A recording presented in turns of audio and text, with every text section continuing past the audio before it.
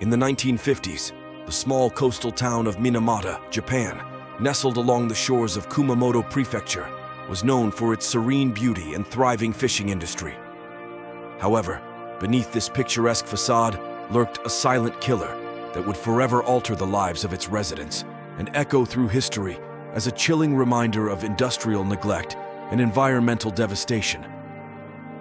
The Chisso Corporation, a major chemical company, operated a factory near Minamata that produced acetaldehyde, using mercury as a catalyst in its industrial processes.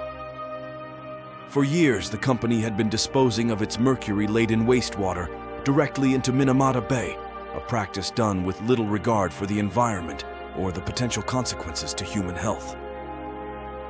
Unbeknownst to the local fishermen and their families who relied on the bay's bounty for their livelihoods and sustenance, this toxic discharge contaminated the fish and shellfish that were a staple of their diet.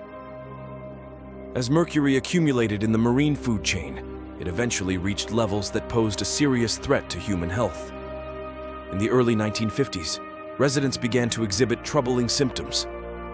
Initially dismissed as isolated cases of neurological disorder, characterized by numbness in the extremities and difficulty walking, the mysterious illness soon manifested in more severe forms. People experienced convulsions, loss of coordination, and debilitating muscle weakness that often progressed to paralysis. Families watched in horror as loved ones, previously healthy and vibrant, succumbed to a disease that seemed to have no explanation. Local doctors and scientists were baffled by the sudden surge in these neurological cases.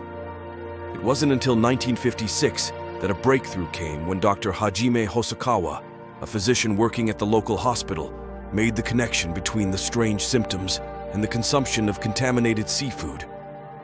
He identified the illness as a form of organic mercury poisoning, which became known as Minamata Disease. As awareness of the disease spread, so did public outcry and demands for accountability. However, the Chisso Corporation vehemently denied any responsibility, asserting that their operations were safe and posed no risk to human health. Behind closed doors, they employed tactics of intimidation and misinformation to silence critics and downplay the severity of the crisis. Despite these efforts, the truth could not be suppressed indefinitely. Local activists, journalists, and medical experts joined forces to investigate and expose the link between Chisso's industrial waste and the devastating health effects on Minamata's residents. Their efforts eventually gained international attention, sparking outrage and condemnation of corporate negligence and government complacency. The Minamata disaster became a focal point for environmental and human rights movements, highlighting the dire consequences of unchecked industrial pollution and the imperative need for stronger environmental regulations. It prompted significant changes in Japan's environmental policies, including stricter controls on industrial waste disposal and greater public awareness of the dangers posed by heavy metals like mercury.